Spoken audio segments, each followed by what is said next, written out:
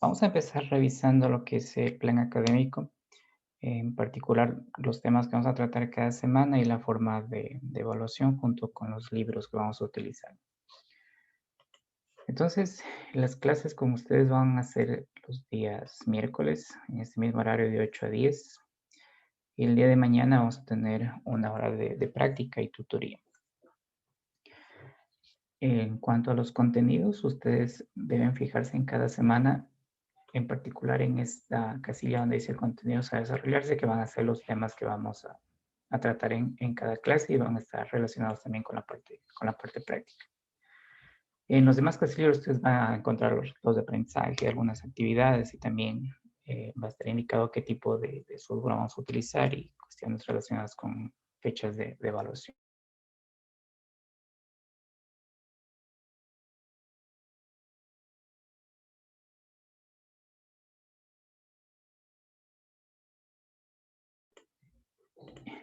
Una pequeña caída de internet. Luego, otra de las cosas que ustedes tienen que fijarse es en la parte de las fechas importantes que tiene que ver con las evaluaciones las evaluaciones parciales. Una va a ser la semana 3, la otra la semana 6. En la semana 7 posiblemente se extiende hasta la semana 8 es la entrega del laboratorio, que ustedes ya deben conformar los grupos, van a ser grupos de 3 personas. Y en la semana 8 el examen bimestral. Similar para el segundo bimestre, ustedes se ubican en esta casillita que es la parte de los contenidos y tiene una mecánica similar en cuanto a las dos evaluaciones parciales del laboratorio y el bimestral. Igual que el ciclo anterior, aquí van a tener ustedes una calificación por las notas de aula, ponderadas según esta tabla indicada aquí. Y si es que el tiempo lo permite, vamos a hacer exposiciones de su laboratorio, que va a ser desarrollado bien en Wolfram, Python u Octave, dependiendo de cuál de estos softwares sean más convenientes para el trabajo en particular.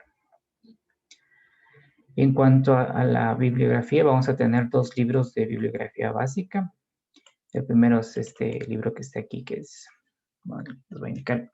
Esta es la segunda edición que está en la biblioteca. Ustedes pueden pedir estos libros en la biblioteca y como son el único curso que está haciendo, que está trabajando con este libro, posiblemente les presten, espero todo el ciclo. Esta es la segunda edición y en la biblioteca también está la tercera edición. Entonces, este libro de aquí. El otro libro con el que vamos a trabajar es uno que ustedes ya han tenido la oportunidad de conocerlo, que es este libro, el de Shaun. Pero lo que ustedes tienen que fijarse es que sea la segunda edición, porque a veces entre la primera y la segunda edición hay unos cambios en cuanto a la numeración de los ejercicios. Y adicionalmente, este libro de aquí, que como ustedes pueden ver es un poquito grande, tiene cerca de 1000 páginas. Es el libro del autor Oppenheim, con el cual trabajamos con ustedes el ciclo anterior, pero la parte correspondiente a señales de sistemas. Entonces, los 3 libros están en la biblioteca. Ustedes los pueden pedir. No, si es que ustedes tienen, me imagino que van a tener recursos, los pueden comprar. Entonces, la complementaria, en este caso, va a ser el libro de Oppenheim. Es un libro bastante extenso, tiene ejercicios bastante interesantes, pero lo vamos a utilizar como material complementario. Los 2 libros principales van a ser el de Lyons y el de la colección de Xiaomi. Similar al caso del ciclo anterior, ustedes van a necesitar instalar el Wolfram, aquí aparece un nuevo programa que es el Python y lo que es el Octave, que ustedes ya han trabajado. Aquí hay unos videos relacionados con la materia que están en inglés y en español. Y como ustedes han podido notar, son exactamente los mismos lineamientos de los cursos anteriores, entonces no hay mucho cambio. Como ahora es menos tiempo, antes teníamos 4 horas y 3 horas y un poco más de práctica, lo que vamos a hacer ahora es ir sintetizando algunos conceptos y centrarnos más en la parte de la resolución de los ejercicios que tiene que ver con la parte práctica que vemos los días jueves.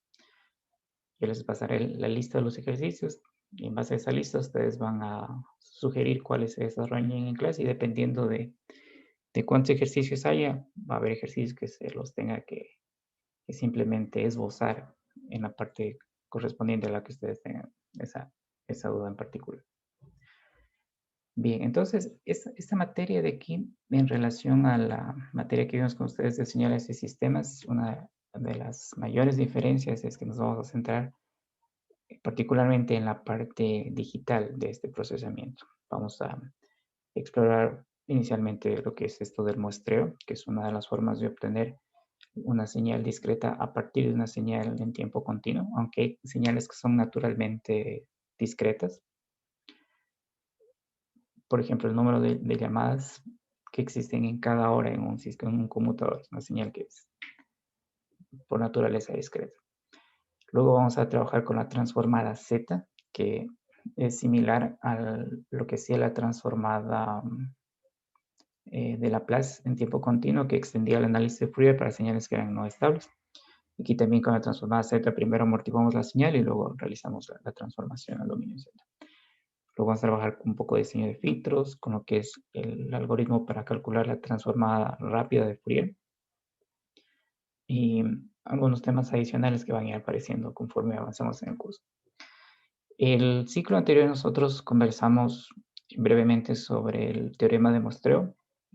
Indicamos que se necesita tomar las muestras de esa señal continua con una cierta velocidad, con una cierta tasa.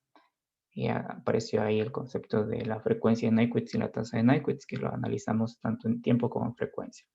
Y lo que vamos a hacer esta clase es retomar algunos de esos conceptos, introducir una nueva notación con relación a los libros que vamos a usar. Esa notación en particular cambia lo que es la letra que se utiliza para la frecuencia de una señal continua y la frecuencia de una señal discreta. Vamos a profundizar un poco en las características de la cuantización. La cuantización es una especie de redondeo que se hace a la señal que ha sido mostrada porque las amplitudes tienen todavía un rango continuo, entonces eso tiene que truncarse de alguna forma. Para un proceso ulterior, eso sea codificado y pueda pasar a ser procesado de forma digital. Entonces, ciclo anterior, la materia de señales y sistemas, nosotros conversamos señales tiempo continuo, señales tiempo discreto y vemos alternando en cuanto a los sistemas continuos, sistemas discretos, transformada de Fourier continua, discreta, conclusión continua, discreta, transformada Laplace, que es estrictamente para señales continuas, y en este curso es estrictamente orientado para la parte digital o discreta. Bien, entonces, en la materia de señales y sistemas, nosotros trabajamos con señales en tiempo continuo y señales en tiempo discreto. Y en este curso que es de tratamiento de señales, aunque también un término que se suele utilizar es procesamiento de señales. El tratamiento y procesamiento son de alguna forma sinónimos dependiendo de la traducción que se haga del inglés al español. Vamos a centrar exclusivamente en señales que son dominio discreto. Entonces, estas señales en el dominio discreto generalmente provienen, o muchas de ellas provienen de una señal en tiempo continuo. Entonces, esa obtención de la señal en tiempo discreto, una señal en tiempo continuo, acontece a través de un proceso que se conoce como el muestreo. Y lo que vamos a explorar aquí es un repaso de lo que fue el muestreo del ciclo anterior y vamos a analizar los otros bloques como la cuantización y la codificación y las particularidades que esto tiene. Entonces, se tiene una señal que es en tiempo continuo, que nosotros lo vamos a etiquetar. Bueno, a las señales en tiempo continuo también se las conoce como señales analógicas. Aquí es donde tiene que tener un poco de cuidado porque hay una palabra que nos suele confundir, que es esta palabra análoga, que significa semejante. Pero nuestro término son señales analógicas. Y esa palabrita de aquí, que es similar, no tiene nada que ver con este contexto. Entonces, las señales en tiempo continuo se las conoce también como señales analógicas. Y nosotros vamos a etiquetar a estas señales en tiempo continuo o señales analógicas con un subíndice que es la letrita A. Entonces, en el tiempo continuo va a ser una X, T continuo, y aquí vamos a escribir esta A minúscula, que justamente hace referencia, o para que quede en énfasis, que es una señal analógica o una señal en tiempo continuo. Entonces, vamos a ver aquí.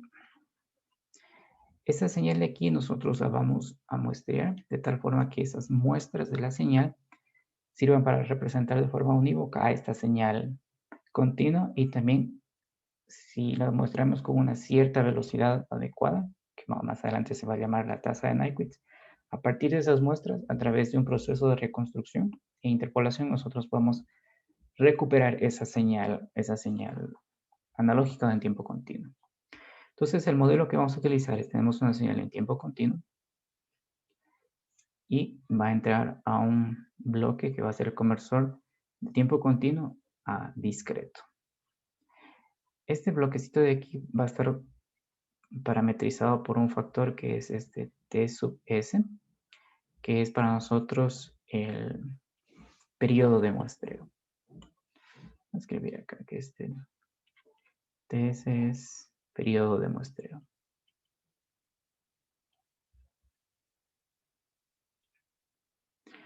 Y esta S de aquí, que ustedes la van a encontrar también, es justamente una letra que viene del inglés, que es sampling. Entonces, una vez que nosotros tomamos la señal tiempo continuo y entra este bloquecito de muestreo, lo que vamos a observar acá en la salida, y aquí es uno de los primeros cambios en la notación que vamos a observar, es una secuencia discreta. Si ustedes recuerdan, en el curso anterior, para una señal en tiempo continuo, nosotros utilizamos esta notación, y para una señal en tiempo discreto utilizábamos esta notación. Sin embargo, en este caso particular vamos a mudar esa notación y vamos a conservar lo que es la variable independiente n, pero vamos a utilizar los paréntesis. Es algo que ustedes van a ir notando conforme vayan avanzando en la carrera, que cada libro tiene cierto tipo de notación y ahí es una habilidad y las identifican. Entonces, uno de los cambios de notación, en lugar de utilizar estos corchetes, para una secuencia discreta vamos a utilizar estos paréntesis. Entonces, esta señal de aquí es una secuencia discreta. Pero esta secuencia discreta, que la vamos a graficar un poco más abajo, tiene un rango de amplitudes que es continuo. Y lo que se necesita hacer es un ajuste de esos rangos continuos hacia un valor entero. Y ese ajuste o ese mapeo se conoce como cuantización.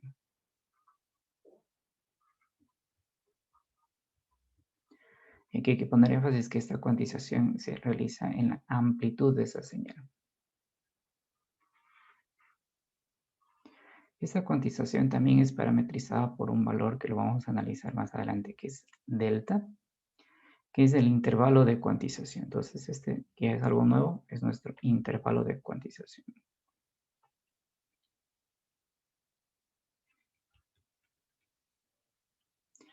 Y una vez que la señal ha sido cuantizada, lo que vamos a obtener es una señal que es discreta, y vamos a anotarla con este sombrerito. Recuerden que este término de aquí, que es este sombrerito, tiene un nombre particular que es tilde. Entonces, esa señal sería X tilde de n. Es una señal que ya es discreta tanto en tiempo como en amplitud. O sea, la cuantización lo que hace es tomar un valor que es continuo en amplitud y nos devuelve un valor que es discreto en amplitud. Y una vez que esta señal ha sido cuantizada, viene un último bloque que es la codificación. Este término codificación usted se lo va a encontrar mucho más frecuente en la materia de sistemas digitales. Todo el tiempo trabajan con valores binarios de unos y ceros. Y también una materia que se conoce como teoría de la información, donde ustedes analizan la codificación de fuente y la codificación de canal. En este caso, nuestra codificación es tomar un valor entero y pasarlo a una secuencia de bits, o como está indicado en el libro, que es un término más común, es el bit stream, que en este caso va a estar etiquetado como esta secuencia C sub n. Entonces, eso de aquí lo que vamos a observar aquí es una cadena de bits. Por ejemplo, podría ser 1, 0, 1, dependiendo de cuántos bits yo voy a utilizar en este cuantizador. Entonces, el paso de una señal que es tiempo continuo, o también puede decirse una señal analógica, hacia una señal que es netamente digital, tiene que ver con todo este proceso que hemos escrito aquí. Este bloquecito de aquí ya lo hemos analizado con ustedes, aquí vamos a repasarlo nuevamente, y lo que vamos a encontrarnos de nuevo es cómo funciona esta cuantización, que tiene que ver con este intervalo de cuantización y el número de bits que tengo para cuantizar. Y esta parte de codificación, que vamos a ver el esquema de codificación A2, que es uno de los más simples porque existen una gran cantidad de esquemas de codificación. Entonces vamos a ver cada uno de estos bloques hasta llegar a esta señal que es digital. Y una vez que hayamos analizado la parte de la conversión analógica digital o de tiempo continuo digital, nosotros vamos a ir en reversa para hacer la conversión de una señal que es digital a una señal en tiempo continuo. Es algo similar a lo que ustedes eh, hacen o ven cuando se realiza una llamada telefónica. Nuestra voz, que es una onda acústica, es convertida a una cadena de bits para ser procesada y transmitida por el canal inalámbrico. Y esa cadena de bits, una vez que llega al teléfono receptor, lo que hace es un proceso contrario de pasar de ese bit stream hacia una señal que es en tiempo continuo, que es nuevamente la señal sonora de la voz. Tiene mucho que ver con este proceso que estamos analizando aquí. Bien, entonces vamos a ocuparnos del primer bloque. Este primer bloquecito de aquí tiene un nombre que ustedes ya lo conocen, que es un muestreo periódico. Entonces vamos a analizar ese bloque del muestreo periódico y a partir del análisis de este bloque de muestreo periódico nosotros podemos determinar cuál es la velocidad a la que debemos tomar esa muestra o el espaciado con el que debemos tomar esa muestra, que también se la puede interpretar no solamente como frecuencia, sino también como periodo de muestreo. Y vamos a llegar a lo que es la tasa de Nyquist nuevamente. Entonces, este bloquecito, que es la parte 3.2.1, corresponde al muestreo periódico. Este es un tema que como ustedes ya vimos, entonces va a ser más fácil de que ustedes lo entiendan. Entonces tenemos que la secuencia discreta xn, que es la que aparece en esta partecita de aquí, tiene una relación con esta señal de tiempo continuo, que son muestras igualmente espaciadas con un espaciamiento que es TS, que es el periodo de muestreo. Entonces, esto corresponde a muestras de la señal analógica tomadas en múltiplos enteros de este periodo de muestreo. Entonces, recuerden que este aquí es nuestra notación para decir que es la señal analógica a tiempo continuo. Este n es entero y este ts es nuestro periodo de muestreo. La s es de sampling. Así como existe el periodo de muestreo, también este periodo de muestreo existe la frecuencia de muestreo, que está definida como 1 sobre ts. Y esta frecuencia de muestreo está en muestras por segundo.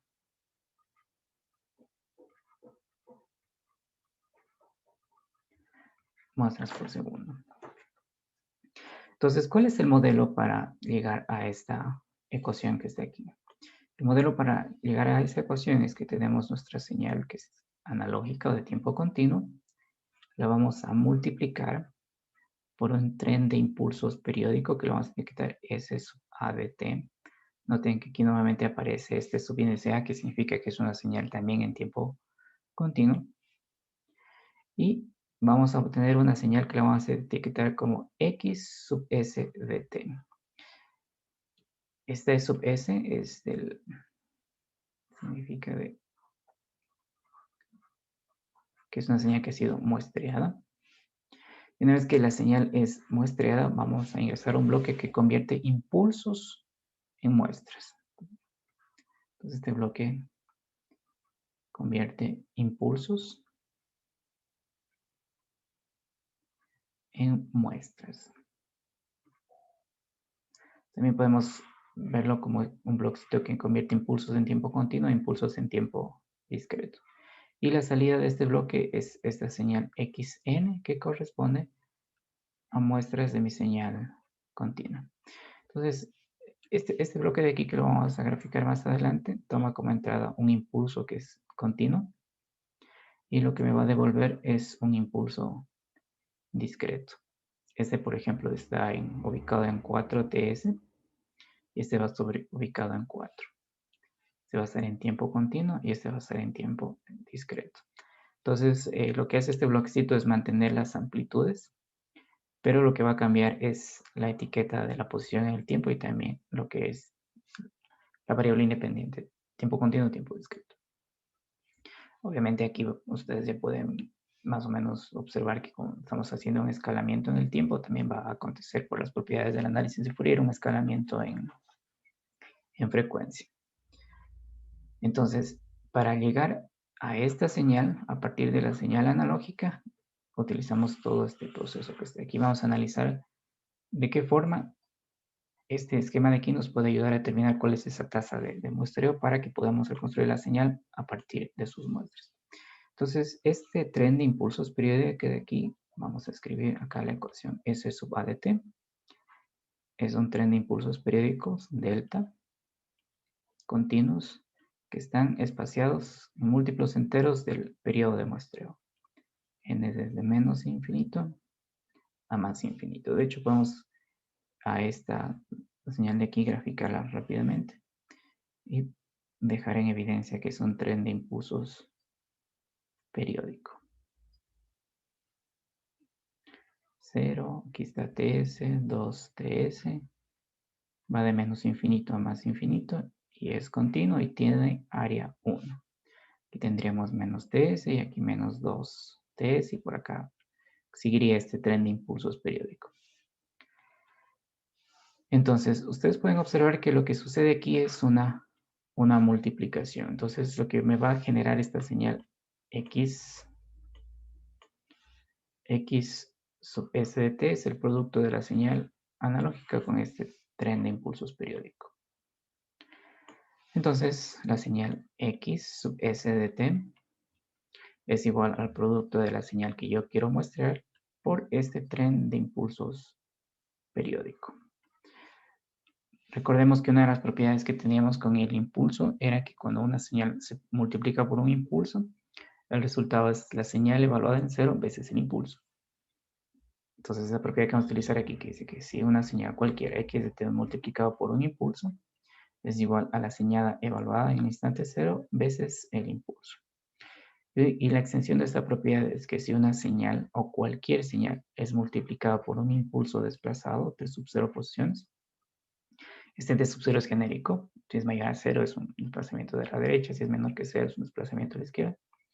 Y la propiedad dice que cuando una señal es multiplicada por un impulso desplazado, el resultado es la señal evaluada en el desplazamiento que ustedes ven, este sub 0, veces el impulso desplazado. Entonces, esta propiedad de aquí nosotros vamos a utilizar para determinar cuánto queda esta expresión que está aquí. Entonces, lo que nosotros tendríamos es que la señal x sub s de t es igual al sumatorio de n de menos infinito a más infinito. Entonces notemos que este impulso de aquí está desplazado n ts posiciones. Y nuestra propiedad dice que la señal al multiplicarse por un impulso desplazado es la señal evaluada en el desplazamiento. Y este desplazamiento de aquí es nts. Entonces nuestra señal analógica o tiempo continuo va a estar ubicada o evaluada en ese intervalo nts multiplicada por el impulso. Entonces hemos aplicado esta propiedad para determinar cuál es el resultado de esta ecuación que está aquí. Ahora, esta señal que está aquí la vamos a mostrar un esbozo de esa gráfica.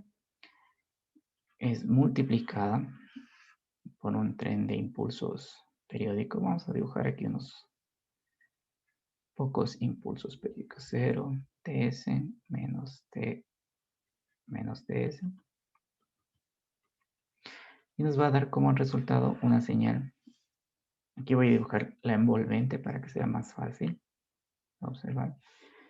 Y lo que vamos a tener es este tren de impulsos, pero cada una de las áreas que tiene ese impulso es proporcional a la amplitud de la señal en ese instante de tiempo.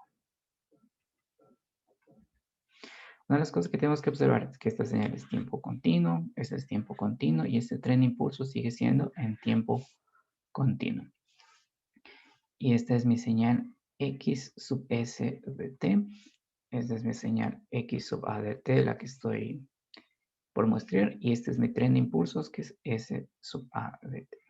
Entonces noten que esta señal de aquí sigue siendo una señal en tiempo continuo. ¿Qué es lo que va a hacer este bloquecito de aquí?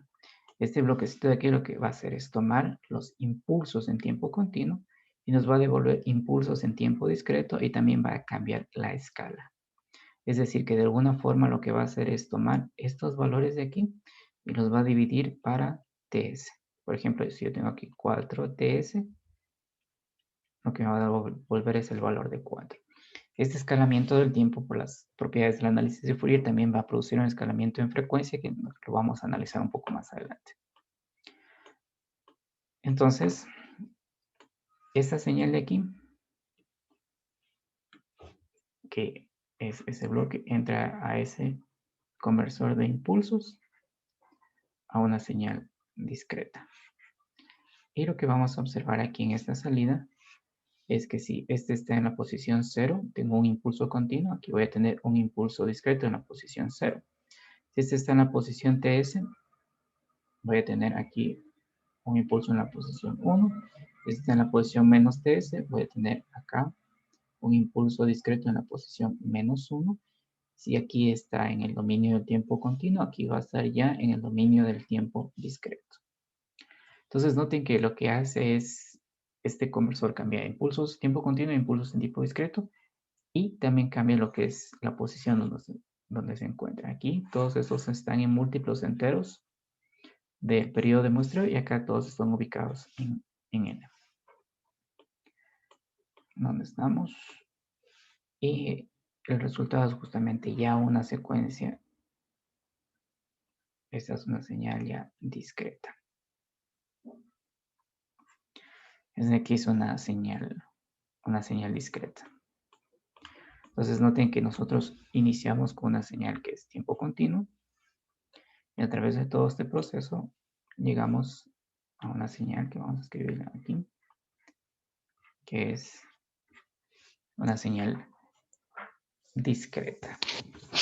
Entonces ya vemos cómo funciona esto de la mecánica del muestreo en el dominio del tiempo, pero aún no nos hemos puesto a analizar con qué espaciamiento debemos tomar esas muestras. Y este espaciamiento con el que debemos tomar las muestras, que si lo vemos aquí en la gráfica, está determinado aquí, se lo realiza a través del análisis en frecuencia. Entonces, hagamos el análisis en frecuencia de este sistema. Nosotros tenemos que este tren de impulsos, vamos a escribirlo aquí, si calculamos su transformada de Fourier, pues recuerden que cuando un impulso tiene como espectro una señal que es constante. Y este impulso de aquí es un impulso desplazado. Y en el análisis de Fourier nosotros determinamos que cuando una señal es desplazada en el tiempo, lo que sucede es que su espectro se multiplica por una exponencial cuyo exponente es proporcional a ese desplazamiento. Entonces aquí lo que vamos a tener de transformada de estas señales es ¿cuánto es el desplazamiento? NTS. Entonces vamos a tener aquí menos J. Y aquí es el primer cambio que otro de los cambios que vamos a ver, NT sub S. Aquí está NT sub S. Uno de los cambios en notación que vamos a observar en esta parte de aquí es que si en el curso anterior de señales y sistemas nosotros teníamos el omega minúsculo, tanto para lo que era frecuencia de las señales de tiempo continuo como para las señales de tiempo discreto. El cambio que vamos a hacer aquí es que este omega minúsculo ahora va a ser exclusivo para las señales en tiempo discreto y para diferenciar cuando se trata de una señal que es en tiempo continuo, vamos a utilizar este omega mayúsculo que ustedes ya lo han utilizado en circuitos para lo que es la notación de las resistencias, tiempo continuo. Entonces, como ustedes pueden observar en esta transformada, ya estoy introduciendo ese cambio de notación utilizando el omega mayúsculo para la frecuencia continua, también podemos decir para la frecuencia analógica. Dejemos aquí en evidencia que se tiene que ver con la frecuencia analógica. Tiene que ver con la frecuencia analógica. Entonces, nuestra señalcita, que era ese tren de impulsos, tiene este tipo de señal, que es un tren de impulsos periódico, y tiene este espectro que está aquí. Entonces, nuestra señal X sub S de t era para nosotros la señal analógica multiplicada por ese tren de impulsos periódico. Si nosotros queremos calcular el espectro de esta señal de aquí, que la notación sería X mayúscula sub S de J omega. Noten que aquí nuevamente estoy utilizando ya esta nueva notación para diferenciar lo que es frecuencia de una señal discreta y frecuencia de una señal analógica. Entonces, esta transformada de aquí va a ser igual a la sumatoria n de menos infinito a más de infinito de x sub a n de sub s por esta transformada que viene aquí, que ya la hemos calculado, y a la menos j n omega ts. Entonces, si volvemos a la expresión que encontramos acá, estamos calculando la transformada de esta señal de aquí. Noten que esta expresión de aquí es una constante, no es función del tiempo, es una constante. Y esta de aquí es la señal que es función del tiempo.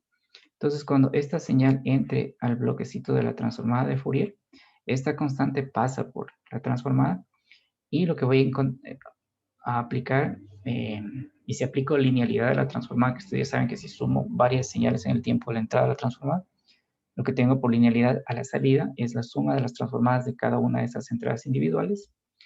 Y lo que voy a tener aquí es esta constante que pasa directo y la transformada de este impulso que ha sido desplazado, que nosotros lo tenemos ya escrito aquí, por esa propiedad del desplazamiento y todo lo demás.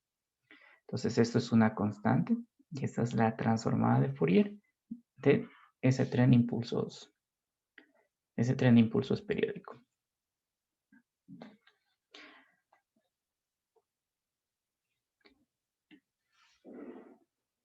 Vamos a escribir aquí la transformada de Fourier de esta señal que está aquí. Entonces calculamos la transformada de Fourier de esta señal x sub a de t. Perdón, de s sub a.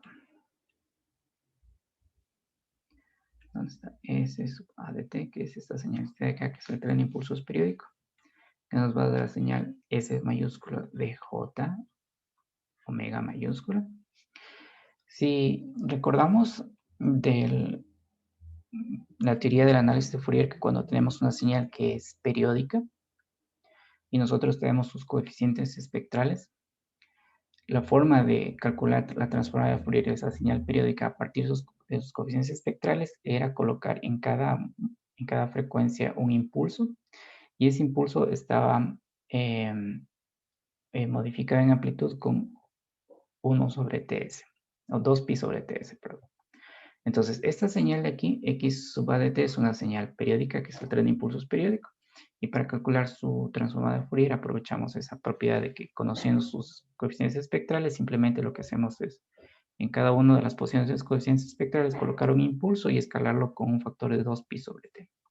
Entonces, lo que vamos a obtener el resultado de esta transformada de aquí es justamente ese escalamiento 2pi sobre ts, que es la separación, y un sumatorio de más infinito de delta de omega menos k omega s.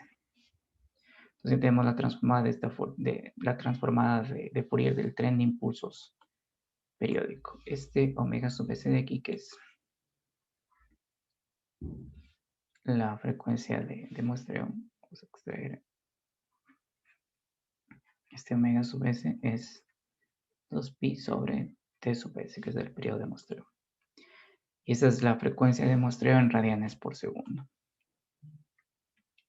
Vamos a poner aquí. Frecuencia de muestreo. Y la unidad es radianes por segundo. Radianes por segundo. Recuerden que nosotros allá arriba definimos un f sub s, que es 1 sobre ts, que era la frecuencia de muestreo. Esa estaba en unidad.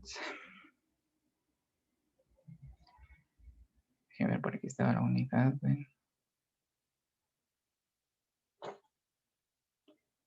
Muestras por segundo.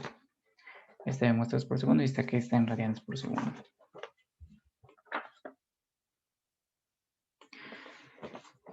Entonces, ¿cuánto va a valer el espectro de esta señal?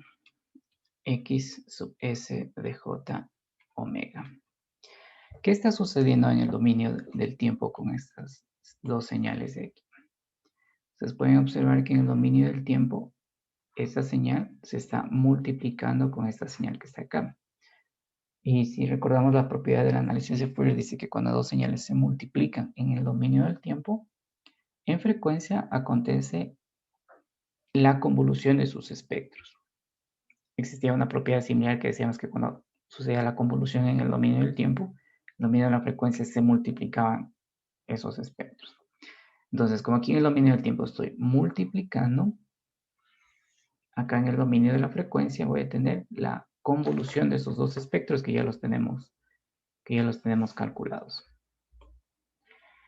Entonces aquí vamos a tener la convolución. Acá aparece este factor de 1 sobre 2pi, que es el espectro de x sub a, que es mi señal continua, que convoluciona con el espectro de este tren de impulsos periódico que lo acabamos de calcular aquí arriba. Entonces, observen que lo que tenemos aquí es un conjunto de impulsos. Y cuando una señal convoluciona con un impulso, queda la misma señal. Y también, si extendemos esta propiedad, que cuando una señal convoluciona con un impulso desplazado, lo que tenemos como resultado es la señal que ha sido desplazada. Entonces, recordemos esas propiedades. Vamos a anotarlas por acá arriba para que quede en comparación con estas dos propiedades que vimos con ustedes antes. Aquí estamos multiplicando por un impulso. Estamos multiplicando por un impulso y por un impulso que ha sido desplazado. Y la otra propiedad que vamos a utilizar aquí debajo es que dice que cuando una señal, cualquier señal, convoluciona con un impulso, me queda la misma señal. Y cuando una señal cualquiera convoluciona con un impulso que ha sido desplazado, me queda la señal también desplazada. Esta es para la multiplicación y esta es para la convolución por un impulso. Son similares y generalmente tiene a confundirse esas dos propiedades. Entonces vamos a utilizar esta propiedad de aquí para determinar cuál es el espectro de la señal que ha sido muestreada. Desde aquí. Entonces esta señal, que es mi señal analógica, va a convolucionar con un tren de impulsos y por la propiedad ya sabemos que lo que vamos a tener es que mi señal va a ser simplemente desplazada en el mismo valor que esté desplazado ese impulso. Entonces, el espectro de esta señal X sub S de J omega, esto de aquí es igual a 1 sobre TS, sumatorio, K de menos infinito a más infinito, y esta señal se va a desplazar en X sub A de J omega menos. ¿Cuánto está desplazado estos impulsos? Como ustedes pueden ver, está desplazado K omega S menos J K omega sub S menos J K omega sub S.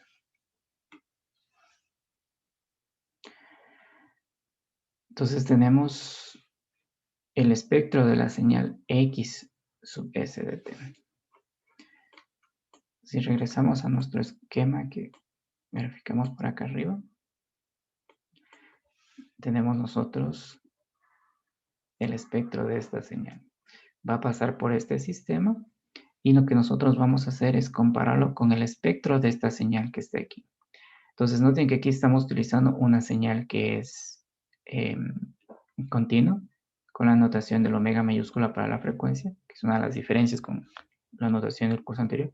Y lo que vamos a sacar es el espectro de esta señal de aquí, que ya va a estar en función del omega minúscula, que es la variable que vamos a utilizar para las frecuencias de las señales discretas con las que vamos a trabajar. Entonces, lo que vamos a analizar ahora es cómo en frecuencia afecta este bloquecito, que lo que está haciendo es un escalamiento en el tiempo. Y por esas propiedades del análisis de Fourier, un escalamiento en el tiempo también va a producir un escalamiento en frecuencia. Y eso es lo que vamos a observar en esta ecuación que vamos a deducir aquí debajo.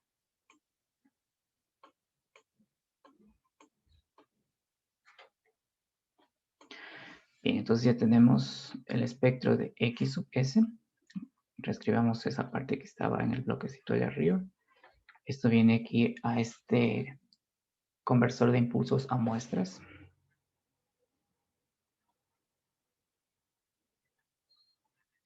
Impulsos continuos a muestras o impulsos discretos. Y lo que observamos aquí es esta señal discreta XN. Entonces noten, aquí todavía está en tiempo continuo y acá viene a tiempo discreto. Ya tenemos el espectro de esta señal que es esta de aquí. Ahora vamos a sacar el espectro de esta señal que está aquí. Los vamos a comparar esos dos espectros que aparecen ahí. Entonces, calculemos el espectro de esta señal, que sería transformada de Fourier de X sub n, que es una secuencia discreta, que es un X de E a la J omega. Aquí ustedes ya pueden observar que estamos utilizando este omega minúsculo. Y otra de las cosas que hay que enfatizar aquí es esa diferencia de la notación de cuando es una transformada de una señal continua a una señal discreta.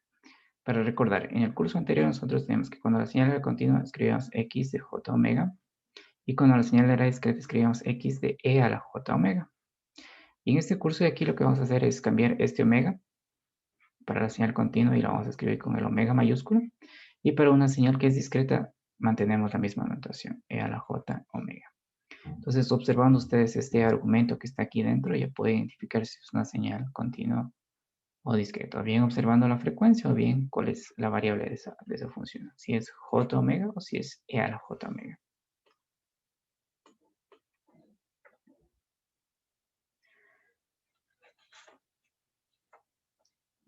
Ya. Entonces, determinemos la transformada de Fourier de esta señal. Es sumatorio de menos infinito a más infinito de X sub n, que es esta señal que está aquí a la salida de este conversor, por E a la menos J omega n. Y esto de aquí es igual. Si nosotros recordamos, esta señal era igual a X sub A NTS. X sub A es mi señal continua que la estoy muestreando. Entonces, reemplazo aquí. Voy a tener aquí el sumatorio de menos infinito a más infinito. Hago el reemplazo. X sub A N TS por E a la menos J omega N. Entonces, esta ecuación de aquí la vamos a llamar ecuación B. Y esta de aquí la vamos a llamar ecuación A. O sea, la ecuación A es el espectro de esta señal y ecuación B es el espectro de esta señal. Entonces vamos a comparar esas dos ecuaciones. Vamos a ver. Ya, vamos a comparar esas dos ecuaciones aquí. Entonces, comparando A y B, vemos que el espectro de esta señal discreta se corresponde al espectro de la señal que ha sido muestreada. Si nosotros hacemos que o evaluamos este espectro en un omega igual omega minúsculo sobre T sub S. Noten que aquí aparece la importancia de este cambio de notación y nos indica cuál es la relación entre la frecuencia analógica y la frecuencia digital o discreta. ¿Qué es lo que hicimos en ese conversor de impulsos continuos a impulsos periódicos? Tomamos un impulso continuo, lo transformamos en un impulso discreto. Pero ese impulso continuo que estaba ubicado en múltiplos enteros del periodo de muestreo, una vez que ha sido convertido a un tren de impulsos discretos, aparece en una posición que es un valor discreto que era n. Ese era un escalamiento en el tiempo. Y lo que nos dice la teoría en frecuencia es que acontece también un escalamiento en frecuencia de esta señal. Entonces, como resultado, lo que vamos a obtener aquí es que esto es igual a 1 sobre ts sumatorio para todo k de menos infinito más infinito de x sub a, que es el espectro de la señal que estoy muestreando, j, y aquí hago el reemplazo. Donde está omega, lo reemplazo por omega ts. Entonces aquí voy a tener j omega sobre t sub s menos j 2pi sobre ts por k. Entonces, noten que el espectro de la señal que ha sido muestreada, si analizamos esta ecuación de aquí, son réplicas espectrales de la señal continua ubicados en múltiplos enteros de esta frecuencia de muestreo. Este 2pi sobre t sub s para nosotros es ese omega mayúscula s. Entonces, ¿cuál ha sido comparando estas dos ecuaciones, cuál ha sido el efecto de muestrear una señal? Que en frecuencia el espectro de la señal continua, una vez que ha sido mostrada, ese espectro se convierte en réplicas espectrales de esa misma señal que están ubicadas en K o múltiplos enteros de la frecuencia de muestreo, y a su vez están escaladas en amplitud con un factor de 1 sobre Ts. Luego del receso vamos a hacer la gráfica de estos dos espectros que hemos encontrado aquí y vamos a interpretar, una vez tengamos la gráfica, mucho mejor qué significa esto de las réplicas espectrales ubicadas en múltiplos enteros de la frecuencia de muestreo. Entonces hagamos nuestra primera pausa y luego continuamos. Lo que tenemos que hacer es una especie de redondeo de esta cantidad de aquí para que lo que encontremos es que nos devuelva un único valor, por ejemplo 4. Entonces la cuantización tiene que ver algo parecido a lo que, o similar a lo que es un redondeo, que puede ser un redondeo hacia arriba, un redondeo hacia abajo. Pero en este caso particular lo que vamos a tener son niveles de cuantización, que va a indicar que si yo obtengo, por ejemplo, este valor de 4.7, si lo cuantizo hacia 5, o si lo cuantizo hacia 4, o si lo cuantizo hacia 4.5 o hacia 4.25, dependiendo de cuál es el nivel de esa cuantización. Entonces, la cuantización de una forma genérica puede ser vista como un redondeo. Es una forma rápida de entender lo que es la cuantización. Entonces, el redondeo lo que va a hacer de alguna forma eliminar cierta porción de la información para que me quede un número que sea mucho más fácil de codificar o almacenar dentro de un dispositivo electrónico.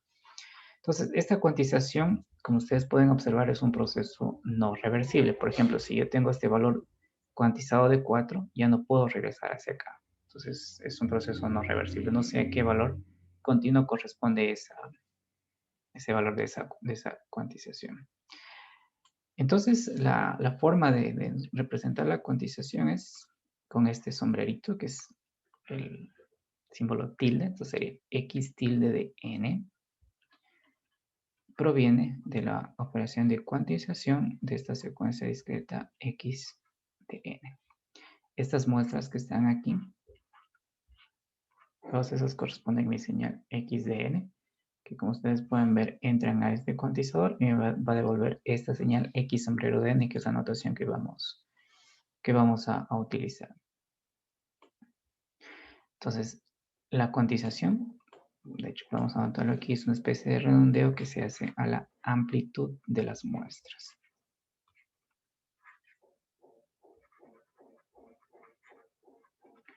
Se hace a la amplitud de las muestras.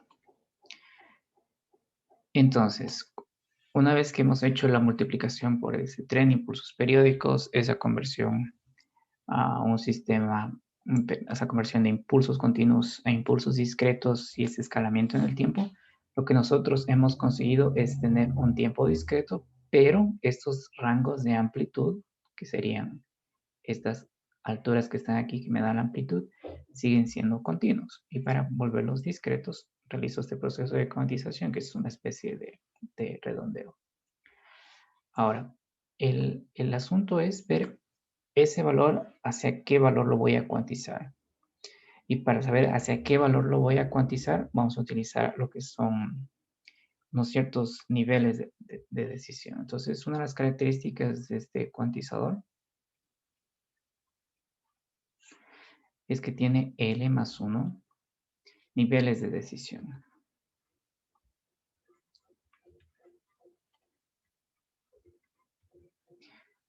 Y esos niveles de decisión los vamos a etiquetar como X1, X2, X3, hasta X sub L más 1. Por lo pronto quedemos con la notación y ya una vez que hagamos el gráfico más adelante vamos a ver a qué pertenece esta cuantización. Entonces, estos L más 1 niveles de cuantización que van a estar etiquetados de esta forma, lo que me va a dar a devolver son L intervalos. Bien, entonces, escribamos cuántos vamos a moldear esos intervalos. Esos intervalos van a estar entre un X sub K y un X sub K más 1. Como un ejemplo de esto de aquí, por ejemplo, que el intervalo en 2 va a estar entre X sub 2 y X sub 3. Y este valorcito de K de aquí van a ser esas L divisiones. Entonces, esta notación la vamos a traducir en una gráfica. Perdón, sí, sería una gráfica. Entonces aquí estaría X sub 1, aquí estaría X sub 2, por acá estaría X sub 3, aquí estaría X sub L y por acá estaría X sub L más 1. Aquí tendríamos el intervalo 1 que se corresponde con esta ecuación de aquí. Aquí tendríamos este intervalo 2. Aquí este otro intervalo. Y también acá finalmente este intervalo I sub L. Entonces, si nosotros recordamos esa gráfica que estaba allá arriba, lo que nosotros queremos cuantizar son estas amplitudes de aquí, que sería esta medida de aquí. Entonces, esta amplitud de aquí va a caer en uno de estos intervalos del cuantizador. Y la pregunta es, vamos a suponer, si cae en este intervalo, ¿se cuantiza hacia este valor o se cuantiza hacia este valor? Eso es lo que nos interesa. Lo que nos interesa saber. Y esa cuantización lo vamos a etiquetar. De hecho, lo vamos a escribir en un gráfico más arriba como X sombrero de K. X sombrero de K.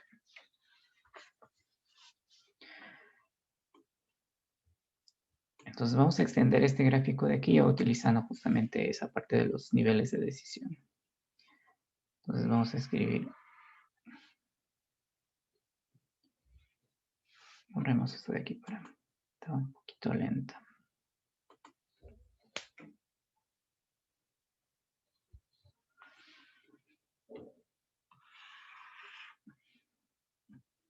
Entonces aquí va a estar X sub 1. Lo mismo que escribimos arriba. Lo vamos a escribir aquí a que se cuantiza. X sub 2. X sub 3. X sub 4. X sub 5. X sub 6.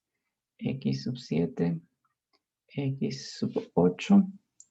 Y para acá va a estar X sub 9, que es el más infinito. A ver, X sub 2, este de aquí borrémoslo.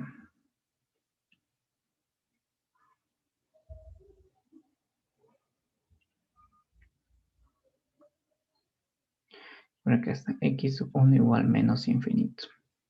Entonces, estos de aquí son como umbrales. Por eso son los niveles de decisión. Entonces, dependiendo en qué intervalo de estos cae, por ejemplo, yo voy a tener aquí que me va a devolver X sub 1 cuantizado.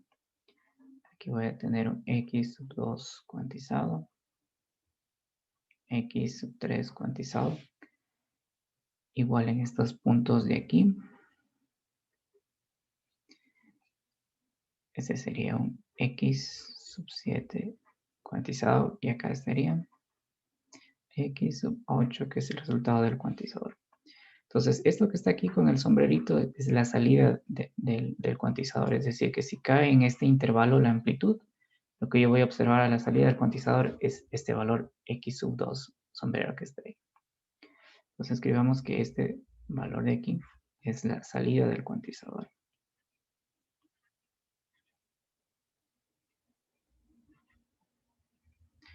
Es la salida del cuantizador. Y esto de aquí son los niveles de decisión.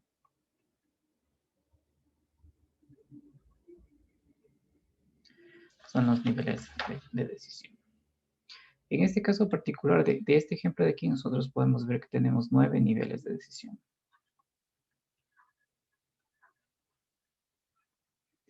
Tenemos 9 niveles de decisión y tenemos 8 intervalos.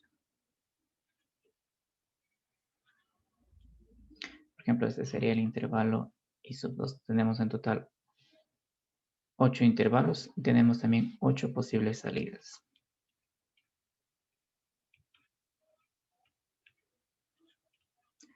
Que están etiquetadas como X sub K de S. Ahora, estos niveles de cuantización, vamos a tener dos tipos de niveles de cuantización. Unos niveles de cuantización que son uniformes y otros que son no uniformes, es decir, que el espaciamiento puede ir cambiando entre un intervalo y otro. En el caso particular, cuando estos intervalos de cuantización son uniformes, es decir, todos tienen la misma longitud, vamos a definir este valorcito de delta mayúscula como este espacio entre x sub k más 1 y x sub k. Es decir, la distancia que existe entre dos niveles de decisión. Y este valor de aquí, delta, tiene un nombre particular que se conoce como, en el libro ustedes le van a encontrar el step, lo podemos traducir como el paso. Bueno, step sizes. Y lo podemos traducir como el tamaño del paso, es decir, cómo yo voy a definir toda la amplitud disponible, me va a dar este valorcito de delta. Entonces, estos cuantizadores uniformes que tienen esta característica, este tamaño de paso, también se conocen como cuantizadores lineales. Entonces, si un cuantizador es uniforme, también significa que ese cuantizador es lineal. Entonces, si yo tengo B bits disponibles, que esto es una de las características del cuantizador, para entender un poco qué significa esto de los B bits, vamos a recordar lo que ustedes han visto en electrónica digital. Por ejemplo, si yo tengo 2 bits, ¿cuántos valores puedo contar con 2 bits? Entonces, por ejemplo, tendría aquí 0, 1, 0, 1, 0, 0, 1, 1. Este sería este es binario. Este sería decimal. 0, 1, 2 y 3. Entonces, ustedes pueden observar que con 2 bits yo puedo tener 4 conteos, que sería 2 a la 2. Si yo tuviera 3 bits, podría ser 8 conteos. Si tuviera 4 bits, podría ser 16 conteos. Entonces, estos bits o el número de bits es una de las características que tienen estos cuantizadores que me va a permitir entender cuántos niveles de decisión o cuántos intervalos yo voy a tener. Entonces, si yo tengo b bits, los niveles de cuantización L están definidos como 2 elevado a la b más 1. Entonces aquí podemos dejar en evidencia que es b más 1 bits, b más 1 bits. Entonces vamos a hacer una gráfica de este cuantizador para entender qué es lo que significa ese delta, que es ese tamaño de paso. Entonces por aquí en este eje vamos a tener las amplitudes de la señal que ha sido muestreada. Y en este eje de acá vamos a tener la salida del cuantizador, que le hemos etiquetado como x sub n. x tilde de n, cuya entrada es justamente esta señalcita de aquí. Entonces aquí es donde aparece delta, 2 delta. Recordemos que delta es x sub k más 1 menos x sub k. Por aquí está 3 delta, por aquí vendría 4 delta. Por aquí vendríamos menos delta, menos 2 delta, menos 3 delta y menos 4 delta. Tendría como salida delta aquí, 2 delta acá.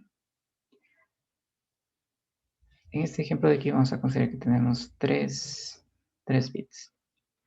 Si tenemos 3 bits, L va a ser igual a 8. 8 niveles vamos a tener aquí. Entonces por aquí está menos delta, menos 2 delta. Bueno, para que sea más fácil, voy a mejor copiar la imagen y lo vamos a interpretar porque es un poquito larga de dibujar. Voy a copiar la imagen.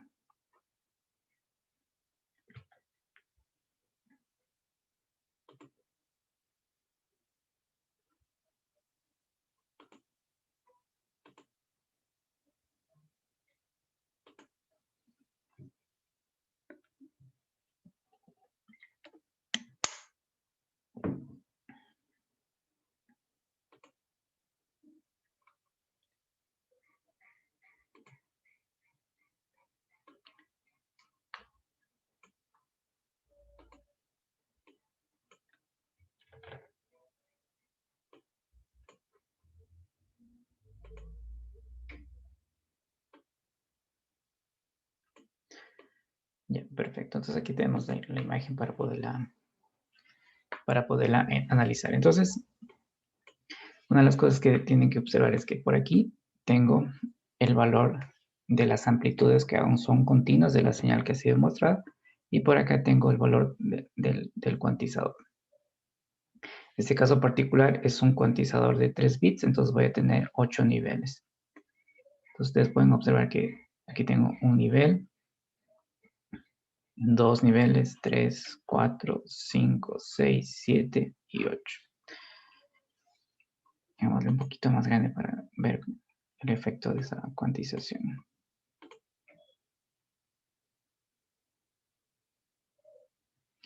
Y entonces,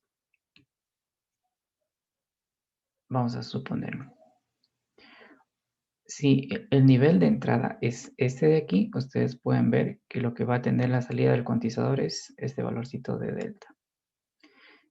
Si el valor de cuantización es este de aquí, perdón, si el valor de entrada de x de n es este de aquí, lo que yo voy a observar de la salida también es un delta. Si es que por aquí tuviera este valor de entrada, lo que voy a observar es un delta. Entonces ustedes pueden ver que todos los valores que están en este intervalo se van a cuantizar hacia el valor más próximo, que es delta. También todos los valores que están en este intervalo de aquí se van a cuantizar hacia el valor más próximo, que es de 2 delta. Y así sucede con todos los niveles. Entonces, todo el conjunto de valores continuos que van a estar aquí, en este intervalo, siempre se van a cuantizar hacia un único valor de delta. Entonces, ustedes pueden verlo como una especie de redondeo por niveles. Entonces, ese redondeo siempre es al nivel de cuantización más próximo. Otra de las características que tiene el cuantizador es el rango de ese cuantizador, que el rango está definido como 2 veces el número de bits más 1, multiplicado por este tamaño de paso que es delta. Multiplicado por ese tamaño de paso que es delta. Si nosotros consideramos que la entrada al cuantizador es acotada, es decir, es finita, vamos a escribir aquí la entrada al cuantizador, que es esta secuencia de entradas. Entonces, ¿qué es acotada? Significa que sabemos cuál es su valor máximo, tanto positivo como negativo. Es decir, que las entradas, perdón, aquí la notación está un poquito mal. Aquí es n y aquí es x de n. Entonces, si sabemos que la entrada de este cuantizador es acotada, es decir, que está por debajo de un cierto valor máximo, que lo podemos etiquetar así, entonces que aquí al utilizar esto del valor absoluto, estoy refiriéndome tanto a las amplitudes positivas como negativas. O sea, siempre van a estar acotadas o van a ser menores o iguales que un cierto valor máximo que está ahí. Entonces, si es que estas entradas del cuantizador son acotadas, el rango de posibles valores de entrada puede ser cubierto con un tamaño de paso. Con un tamaño de paso que es ese valor máximo que yo conozco de las entradas, dividido para 2 a la vez. Ahora, como ustedes pueden observar en este ejemplo de aquí, este valor se cuantiza a delta. Este valor de aquí se cuantiza a delta. Que podemos interpretarlo más o menos así. Por ejemplo, que 4.5 se cuantiza a 4. Que el 4.4 se cuantiza a 4. Que el 4.6 se cuantiza a 4. Este es el valor de la señal que ha sido muestrada y este es el valor que está cuantizado. Como ustedes pueden ver, existe una diferencia y esa diferencia es justamente un error en esta cuantización. ¿Cuál es la diferencia de estos valores? 0.5. El error en esto de aquí es 0.4 y el error en esta señal de acá es 0.6. Entonces, ese error de cuantización que lo vamos a modelar más adelante como una señal que no es determinística, es decir, que va a ser escrita de forma estadística. Ese error, que es función de la muestra, está dado por la muestra que ha sido cuantizada menos el valor real que tiene esta señal que está aquí. Y este error de aquí, si ustedes lo pueden observar en esta gráfica de aquí, si es este valor siempre menos este valor, o mejor dicho, este valor cuantizado menos el valor que está entrando de la señal, siempre va a estar acotado entre menos delta medios y delta medios. Entonces, este error de aquí, el error de cuantización, siempre va a estar acotado entre un valor mínimo de menos delta medios y un valor máximo de delta medios. Y un valor máximo de delta medios. Ahora, el modelo de este error de cuantización lo vamos a describir estadísticamente como que si fuese un ruido de cuantización. Entonces, al ser un ruido, vamos a determinar cuál es la potencia de ese ruido y determinar también una relación señal-ruido entre la potencia de la señal de entrada y la potencia de este ruido, y vamos a determinar cómo se mejora un cuantizador si aumentamos el número de bits disponibles para hacer esa cuantización. Entonces, ¿cuál es nuestro modelo original? Que tenemos que la señal que ha sido muestreada, esta secuencia discreta, entra a un cuantizador. Y al entrar a ese cuantizador, lo que nosotros tenemos es esta señal X sombrero de N, que es justamente nuestra anotación de nuestro modelo de cuantizador. Como esto de aquí es una variable aleatoria, lo vamos a escribir estadísticamente y lo vamos a modelar como si fuese un ruido. Entonces, X de N se modela como un ruido aditivo. Tenemos aquí E a la N. Y lo que vamos a observar es esta misma salida, que es la señal cuantizada, que es Xn más este ruido que está aquí.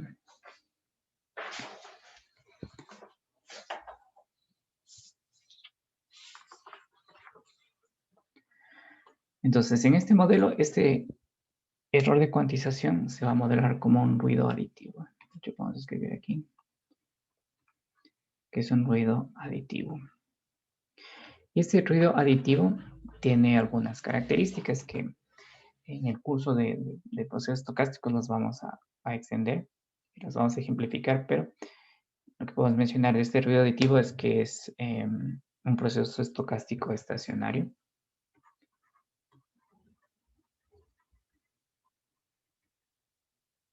Proceso estocástico estacionario significa que su estadística no cambia a lo largo del tiempo. También es una secuencia de variables aleatorias descorrelacionadas. Y también que la PDF de esta de aquí, pues ya saben lo que es la PDF, la función de densidad de probabilidad es uniforme. Podemos de hecho colocar aquí que es uniforme entre menos delta medios y delta medios. Tiene esa distribución que es uniforme. Entonces, si esta de aquí es una variable aleatoria, que es proceso estocástico estacionario, que es decir, sus características no cambian con tiempo, pero lo que nos va más a interesar es que en nuestro modelo esta es una variable aleatoria uniforme, que es esta, tiene esta PDF de aquí. Y nosotros podemos calcular cuál es la varianza de este ruido que está aquí. Entonces, la varianza de este ruido de cuantización. Si ustedes recuerdan, cuando se tiene una variable que es uniforme, la media y la varianza ya estaban precalculadas. Y vamos a escribir acá esta ecuación que vamos a utilizar. Entonces, si tenemos una señal que es uniforme entre A y B, aquí lo que nosotros vamos a tener es que la varianza de esta variable aleatoria es B menos A, B menos A cuadrado sobre 2. Entonces vamos a utilizar esa misma ecuación para determinar cuál es la varianza de este proceso, que más adelante vamos a ver que esta varianza se traduce justamente en la potencia de esta señal. Y es justamente si es b menos a cuadrado, quedaría aquí simplemente, si este es b y esto es a, quedaría aquí delta cuadrado sobre delta cuadrada sobre 12. Y el tamaño de paso es delta, que es este x mayúscula máximo, que es el valor máximo que esperamos que tenga esta señal que ha sido muestreada sobre 2b. Entonces, esta de aquí es la varianza del ruido, que más adelante vamos a ver que es equivalente a la potencia del ruido. Yo puedo sacar una relación. En comunicación ustedes van a ver esta relación SNR, que es el radio de señal al ruido. Entonces aquí nosotros podemos calcular que es la potencia de la señal sobre la potencia del ruido de forma general. Aquí nosotros vamos a sacar una SNR, que va a ser la relación entre la señal que ha sido cuantizada y el ruido. Entonces este R de aquí es de relación, este N de aquí es de ruido, que en nuestro caso es el ruido de cuantización, y esta es la señal que ha sido cuantizada. Entonces, esta relación señal-ruido en d veces 10 veces el logaritmo de la potencia de la señal que está entrando, que ha sido mostrada y que va a ser cuantizada, dividido por la potencia de ese error.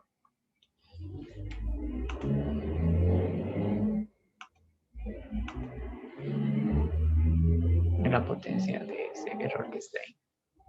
Entonces aquí lo que tenemos que hacer es reemplazar, y una vez que hagamos el reemplazo de estas potencias de aquí, vamos a observar cuál es la ganancia que tengo en esta relación señal cuantizada al ruido por cada bit que estoy aumentando. Entonces aquí lo que vamos a hacer es reemplazar estos valores. Eso de aquí ya sabemos cuánto vale. Vamos a reemplazar primero eso. Es logaritmo. Esto de aquí es igual. Si regresamos acá, es igual a delta cuadrado sobre 2. Pero delta vale el valor máximo de la amplitud sobre 2b. Entonces, esta ecuación de aquí sería x cuadrado máximo sobre 2b sobre 2 dividido sobre 12. Es decir, que este delta de aquí lo hemos colocado acá y me va a quedar esto de aquí como la potencia del ruido. Eso lo podemos escribir acá.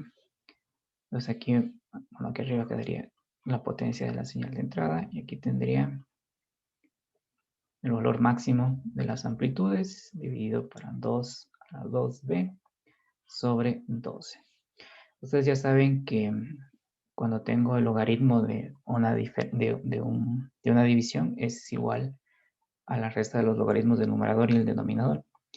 También si tengo el logaritmo de una potencia, es la potencia veces el logaritmo de la base. Entonces, aplicando todas estas reglas de logaritmos de aquí, vamos a tener que el resultado es 6.02b, que es el número de bits, más 10.81, que es una constante, que va a ser el logaritmo de, perdón, aquí es 12, de este 12 de aquí, menos 20 veces el logaritmo de la amplitud máxima de la señal, dado que es acotada, sobre la desviación estándar de la señal que está entrada.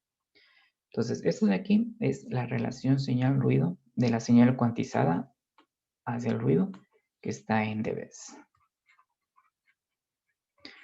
Y lo que hay que fijarse en esto de aquí es que por cada bit que yo adiciono a mis niveles de cuantización, yo tengo una ganancia de 6 dBs en esa relación señal-ruido en esa relación señal cuantizada al ruido. Entonces, por cada bit, ustedes pueden observarlo aquí, que yo aumento en los niveles de cuantización, tengo una ganancia de 6 dBs.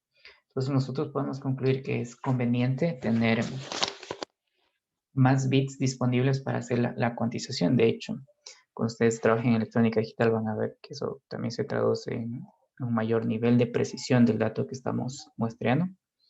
Y en lo concerniente al nivel señal ruido, que siempre se busque que sea lo más alto posible, por cada bit que yo adiciono, tengo una ganancia de 6 dBs. Pero la contraparte es que por cada bit que yo adiciono también necesito más memoria, que se traduce en más hardware, que se traduce en un chip un poco más caro. Vamos a ver lo que es la codificación rápidamente. Entonces, la cuantización ustedes pueden observarla como una especie de redondeo que se hace por niveles, que depende de este tamaño de paso que es el delta y del número de bits disponibles que se tiene para hacer esa cuantización. Y esta ecuación nos dice que entre más bits tengo, es mejor desde el punto de vista de la relación señal cuantizada al ruido. Pero lo que no está indicado aquí es que si necesito más bits, necesito más memoria, necesito más hardware y también necesito tener un poco más de un chip un poco más costoso. Entonces la señal ya ha sido cuantizada. Y ahora vamos a ver la parte de la codificación. Entonces lo que hace el codificador es, por un lado, tenemos aquí un valor. Bueno, la codificación que podemos escribir aquí vamos a tener bits y aquí entra esa señal que ha sido cuantizada. Entonces, la salida de este codificador siempre es una cadena de bits. Que puede ser, por ejemplo, 1, 0, 1, 1, 1, 0 y así. Una cadena de bits, dependiendo cuántos bits yo tengo disponible para hacer esa codificación. Entonces, hay un término que hace referencia a esta cadena de bits que está en el libro, que es la palabra code word, que es traducida como una palabra de código, aunque nosotros la vamos a traducir simplemente como código. Entonces, si yo tengo b más 1 bits disponibles, el código que yo voy a observar aquí va a estar indexado como b sub 0, b sub 1, hasta b sub b. Y este de aquí, no sé si ustedes ya lo han visto en electrónica digital, en el esquema de codificación A2 es el bit de signo. Y esta cadena de bits aquí puede ser un número entero, como puede ser un número fraccional. Es decir, fuera del bit de signo, eso puede representar o bien un entero o bien una fracción. Por ejemplo, si fuera una fracción, que todo ese código representara una fracción, yo tendría que el valor que representa sería aquí menos 1 multiplicado por el bit de signo, más el bit que está en esta posición multiplicado por 2 a la menos 1, más el bit que está en esta posición multiplicado por 2 a la menos 2, más finalmente el bit que está en la posición B multiplicado por 2 a la menos B. Por ejemplo, aplicando esta ecuación en un caso de tener 3 bits. Por aquí vamos a tener el símbolo, vamos a llamar el bitstream. Y por acá vamos a tener el valor numérico. Entonces, este valor numérico es el que viene de la cuantización. Y este de aquí es el código que sale de la cuantización, del codificador. Entonces, nosotros tenemos esta cadena de bits. Nosotros ya sabemos que este de aquí es el bit de signo, que según esta ecuación de aquí se va a multiplicar por -1. Entonces voy a tener 0 por -1 más el siguiente bit multiplicado por 2 a la -1, que sería 1 por 2 a la -1 medio, más el otro bit que está multiplicado por 1/4. Y aquí tendríamos como resultado 1/2. Otro ejemplo, ¿cuál sería? Que tuviéramos aquí 0, 1, 1. Si seguimos igual esta ecuación que está aquí, tendríamos 0 por -1 más 1 por 1/2 más 1 por 1/4, que quedaría 3/4. Y si fuera un número negativo, por ejemplo, tendríamos aquí 1, 0, 0. Siguiendo la misma ecuación, tendríamos aquí 1 por -1 más 0 por 1/2 más 0 por 1/4, que sería igual a -1. Entonces, este esquema de codificación se conoce como esquema de codificación ahí donde existen esquemas de, múltiples esquemas de codificación. Entonces, ya hemos visto algo adicional a lo que es la tasa de Nyquist, la frecuencia de Nyquist para mostrar. También la hemos interpretado como en frecuencia y en tiempo. Hemos visto que la cuantización está gobernada por el número de bits disponibles, por ese tamaño de paso también, que es preferible tener más bits para aumentar la relación señal-ruido, también se aumenta la precisión. Por otro lado, necesito más memoria. Y lo que es la codificación es tomar un número que puede ser entero fraccionario y pasarla a una cadena de bits. En este caso hemos visto una codificación sencilla, que es la codificación a 2. Ustedes van a encontrar múltiples formas de codificar este tipo de señal que ha sido muestreada. Entonces nos quedan 7 minutos y vamos a esbozar cuál era el siguiente tema, que es pasar del dominio digital al dominio analógico. Y para mostrar este conversor de digital analógico es el proceso inverso. Hemos mostrado una señal utilizando la tasa de Nyquist de tal forma que evitamos el fenómeno del alias. Hemos cuantizado esa señal y le hemos pasado una cadena de bits a través de la codificación. El proceso inverso sería coger las muestras y que nos devuelve la señal que ha sido originalmente muestreada. Entonces nosotros teníamos que, aquí aparecía el espectro de mi señal, que era X, A de J omega. Cuando esta señal es muestreada, siguiendo los lineamientos de Nyquist, lo que vamos a tener es réplicas espectrales de esta señal ubicadas en múltiplos enteros de la frecuencia de muestreo. Menos omega S. Entonces, esta de aquí es mi señal X sub S de J omega. ¿Qué es lo que yo necesito para pasar de este espectro a este espectro de aquí? Lo que necesito es, de alguna forma, eliminar estas réplicas espectrales que están aquí.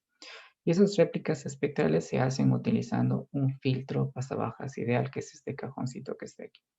Entonces, lo que nos vamos a ocupar nosotros la siguiente clase es de determinar qué características debe tener ese filtro pasabajas para que una vez que la señal ha sido muestreada, pueda ser reconstruida a partir de sus muestras. Lo que vamos a observar ahí es justamente que este filtro pasabajas ideal es una función sinc en el dominio del tiempo, pero como no es implementable, vamos a hacer una aproximación con un sistema que se conoce como retenedor de orden cero. Eso no nos va a llevar más allá de 10 minutos. Entonces, como estamos ya con el tiempo, nos vamos a demorar tomando lista. Lo que tienen que hacer es en el chat, porque el chat se queda grabado. Escriban primero su apellido y después su nombre. Y una vez que escriban su apellido y su nombre, ya pueden salir de la sesión.